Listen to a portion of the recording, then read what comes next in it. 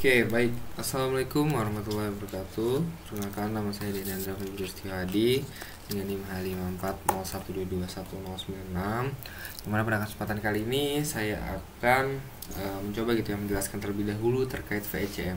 Kita mulai dari definisinya, dimana VECM adalah perluasan dari VAR gitu ya, atau Vector Authorization, yang khusus digunakan untuk data daerah waktu yang non stasioner tetapi berkointegrasi.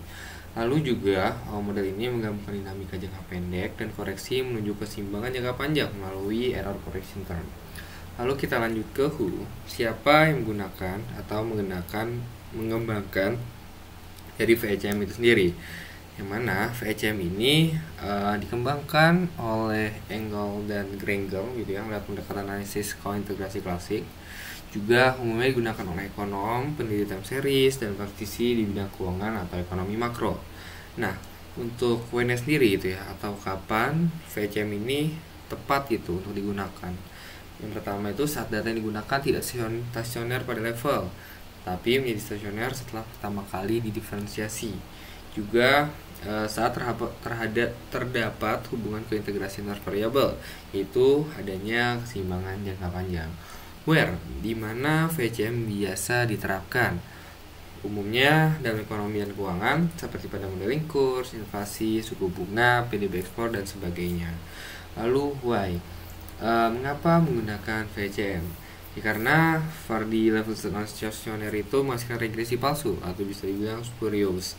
Juga VECM ini menangani dengan memasukkan error correction term untuk juga menangani ketidakseimbangan jangka pendek, tetapi sambil tetap mempertahankan hubungan jangka panjangnya. Oke, kita beranjak ke how, bagaimana cara membangun VECM atau bagaimana langkah-langkah umum gitu untuk menggunakan VECM. Yang pertama, uji stasioneritas, tentukan lag optimal, uji kointegrasi, estimasi VECM, dan diagnostik dan analisis lanjutan. Oke, baik. Untuk selanjutnya, izinkan saya untuk mencoba demonstrasi gitu ya menggunakan RStudio, yang mana di sini saya sudah coba untuk memasukkan codingnya, juga udah mengimport data yang mana di sini menggunakan imani dan M1 gitu sebagai variabel ya. Oke, mungkin kita semua aja di sini. Yang pertama adalah coba untuk memastikan gitu ya datanya sudah time series atau belum gitu ya. Kita coba biar tak dinamis, kita langsung running aja dengan frekuensinya itu 12 atau ya bisa dibilang 12 bulan gitu ya dalam 1 tahun. Nah, oke. Nah, ini kan sudah ya, sudah aman. Kita coba langsung untuk ngefloatin datanya.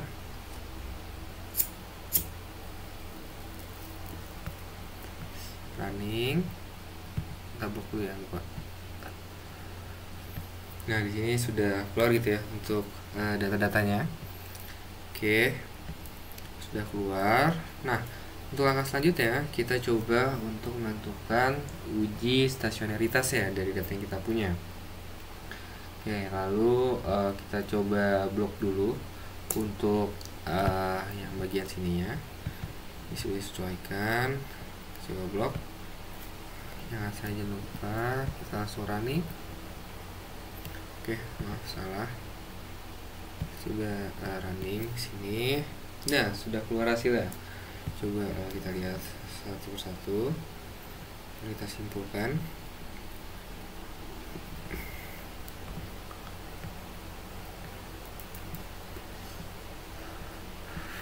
Oke, bisa dilihat gitu ya untuk dari hasil sendiri kestasioneritasannya untuk yang variabel imani dan M1-nya, bahwasannya untuk imaninya dan M1-nya ini stasioner ketika di first different gitu ya, atau bisa dibilang pada level 0 itu tidak stasioner, tapi ketika di tahap selanjutnya pada first different itu mereka stasioner seperti itu.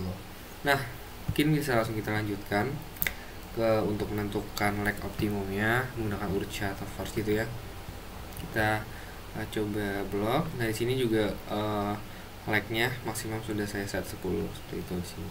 Oke, kita running. Nah, sini sudah keluar hasilnya. Yang mana kita coba lihat di bagian selectionnya. Di sini ada IC-nya 7, Q-nya 1, SC1 dan FP-nya itu 6. Begitu berikut dengan beberapa penjabarannya gitu ya. Oke, mungkin bisa di next. Kita ke estimasi VAR-nya gitu ya, dengan tadi ya max-nya 10, dosisnya kayak 10 gitu. Oke, kita coba running. Nah, di sini sudah keluar hasilnya. Gimana kalau kita lihat dari hasil ini, itu jaraknya atau rentang itu dari minus 0, sampai 0, gitu. Dan di sini angkanya tidak ada yang lebih dari 1. Oke. Nah, selanjutnya kita coba cek kestabilannya. Kita langsung blok aja, kita coba running. Nah, di sini untuk bagian datanya sudah keluar juga untuk roots-nya. Di sini kalau misalnya kita lihat datanya, ini kan 0, semua gitu ya. Ada salah satu yang 1,0 sekian seperti itu untuk cek kestabilan. Nah, mari kita coba lihat untuk yang bagian uji kointegrasinya. Kita blok, kita running. Oke, ini sudah keluar gitu ya. Imani begitu pula dengan yang bagian M1-nya. Nah, kita coba lihat di sini. Kita lihat dulu ya dari yang bagian R kurang dari sama dengan 1, dan juga ada yang R sama dengan 0. Kalau misalnya kita lihat dari R sama dengan 0, di sini kan angkanya 37, sekian gitu ya, dengan dibandingkan sebelahnya itu kurang dari atau lebih kecil dari yang 37,9. Maka bisa dibilang juga atau bisa dikatakan bahwasannya setidaknya ada satu atau lebih kointegrasi yang berkaitan gitu ya pada data ini.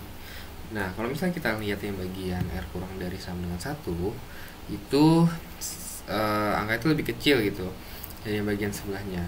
Maka bisa dikatakan untuk kointegrasinya ini ada tetapi tidak lebih dari 1, seperti itu. Nah, lalu kita selanjutnya coba lanjut gitu ya ke model VECM. Kita buka aja langsung, kita langsung running. Nah, di sini sudah keluar juga hasilnya untuk bagian yang model VECM-nya ya. Kita bisa coba compare dulu di bagian yang kita lihat yang bagian Imani-nya dulu gitu ya. Oke, ini kan respons Imani. Nah, di sini bisa dilihat ECT-nya. Tuh bisa dibilang kan dari data Imani ini dia itu tidak signifikan gitu berpengaruh. Nah, kalau misalnya kita melihat yang bagian M1-nya, di bagian ECT-nya mana ya? Oke, ini. Nah, ini tuh bisa dibilang sangat signifikan gitu karena nilainya itu di bawah 0,05 seperti itu. Nah, selanjutnya kita coba ke dalam bentuk transformasinya dari hasil VECM-nya. Kita coba running. Nah, di sini sudah keluar gitu ya hasilnya untuk yang transformasi hasil VECM-nya. Nah, ini setelah ditransformasikan, kita coba untuk melihat gitu ya IRF atau grafik terbarunya gitu ya. Oke, langsung kita running aja, R, kita running. Nah, di sini keluar untuk grafiknya gitu atau plotnya. Ini yang bagian IRF-nya. Nah, yang terakhir kita coba untuk running ya FEVD-nya. Kita blok, kita running.